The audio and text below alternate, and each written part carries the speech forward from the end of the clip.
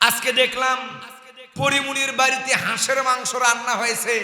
আজকের হলুদ মিডিয়াগুলো দেখলাম তারা দেখেছে পরিমুনির বাড়িতে হরিণের মাংস রান্না হইতেছে, কেউ জানেই না। আজকে এক ভাইয়ের বাড়ি পানির তল দেশে, আরেক জেলার মানুষ, তার কানে, এমনও মানুষের কানে এখনো পর্যন্ত যায় নাই যারা সাহায্যের জন্য হাত বাড়িয়ে দিবে।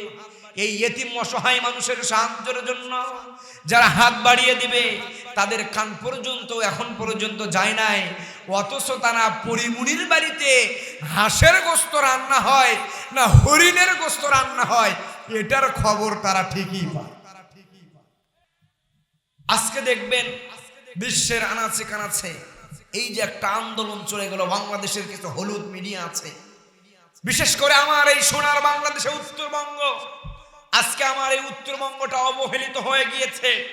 আজকে আমার ফেনীতে যখন বৃষ্টি হয়ে বন্যা হয়েছিল, যখন ফেনী একেবারেই পানির নিচে গিয়েছিল, এই যে আজকের মাহফিলের যিনি মাহফিল করতেছেন আমার জাহিদ ভাই সহ আমরা অনেক কয়েকজন গিয়েছিলাম ওই ফেনীবাসীর পক্ষ, ওই ফেনীবাসীকে আমরা কিছু সাহায্য করার জন্য গিয়েছিলাম।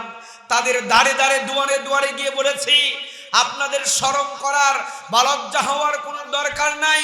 মনে করবেন আপনাদের আমরা ভাই, মনে করবেন আপনাদের আমরা সন্তান। আপনাদের যদি কোনো কিছুর প্রয়োজন হয়ে থাকে আমাদেরকে বলতে পারেন, আপনাদেরকে সাহায্য করতে আমরা রাজি আছি। এই জাহিদ ভাই সর্বকাজে, বিশেষ করে ভালো কাজে আমি দেখেছি তাকে, এতিম অসহায় বা বিভিন্ন এরকম কাজে তিনি সর্বদাই পাশে থেকেছেন, আজও আছেন।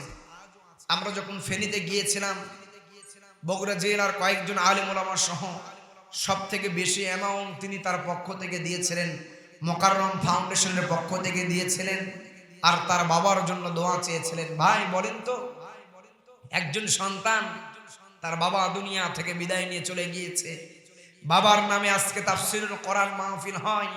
ওই বাবা কত সৌভাগ্যবান বাবা, এমন একটা সন্তান। আর ওই বাবা কবরে শুয়ে শুয়ে কি চাই, নিজের সন্তান হয়ে বাবার জন্য কোরআনের একটা মাহফিলের আয়োজন করেছেন। এখানে যারাই আয়োজন করবেন তার বাবার জন্য দোয়া করবেন।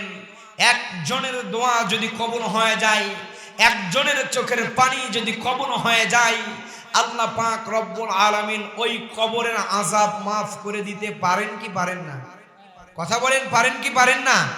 আমরা আজকে দোয়া করব আলহাস এই মোকাররম ফাউন্ডেশনের মোকাররম সাহেব, মরহুম মোকাররম সাহেব, তিনি বিদায় নিয়ে চলে গিয়েছেন। আল্লাহ পাক রব্বুল আলামিন তাকে যেন জান্নাতে সুউচ্চ মাকাম দান করেন, বলে আমিন।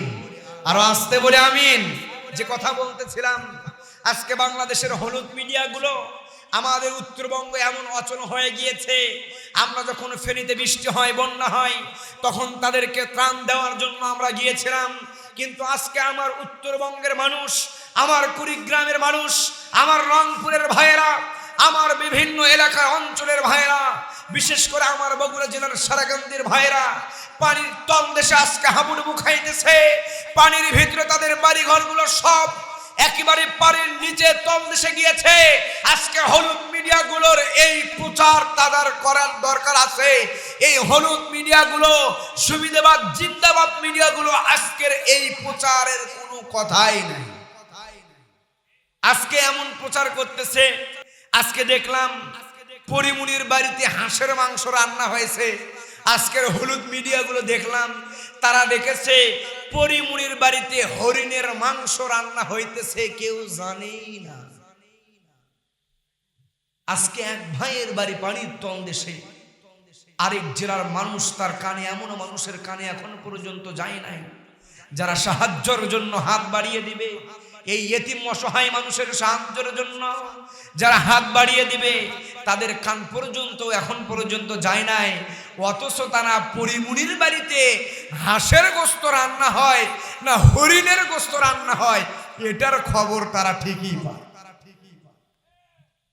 আজকে দিন কায়েমের ইসলামী আন্দোলনের মাজলুম দলগুলোর কোনো প্রচার নাই। বিএমপি বাংলাদেশ জামাত ইসলাম 15 বছর ধরে তারা এমন নির্যাতনের শিকার হয়েছেন, 15 বছর ধরে তাদের কোনো খবর নাই। এই দেশ স্বাধীন হওয়ার পরেও মাজলুম দলদেরকে নিয়ে লেখার এবং বলার কোনো ভিডিও ক্লিপ আমরা পাইতেছি না। মুসলমান, আমাদের আবারও জাগতে হবে। গতকাল আমরা একটা নিউজ দেখেছি, ঢাকাতে কালো পতাকা যার ভিতরে লেখা ছিল লা ইলাহা ইল্লাল্লাহু মুহাম্মাদুর রাসূলুল্লাহ, এই পতাকা লেখা কপালে বাঁধা একদল যুবকদেরকে আমরা দেখেছি, তাদেরকে গ্রেফতার করতেছে আর বলতেছে জঙ্গি। বাংলাদেশের পুলিশ ভাইদেরকে এখন আবারও এই মাহফিল থেকে উদাত্ত আহ্বান জানাচ্ছি, এখনো সময় আছে। ইসলামী আন্দোলনের পক্ষে থেকে যদি কাজ না করেন, আপনাদেরকে এই দেশ থেকে বহিষ্কার করতে বাধ্য হয়ে যাবে। রাজি আছেন মুসলমান?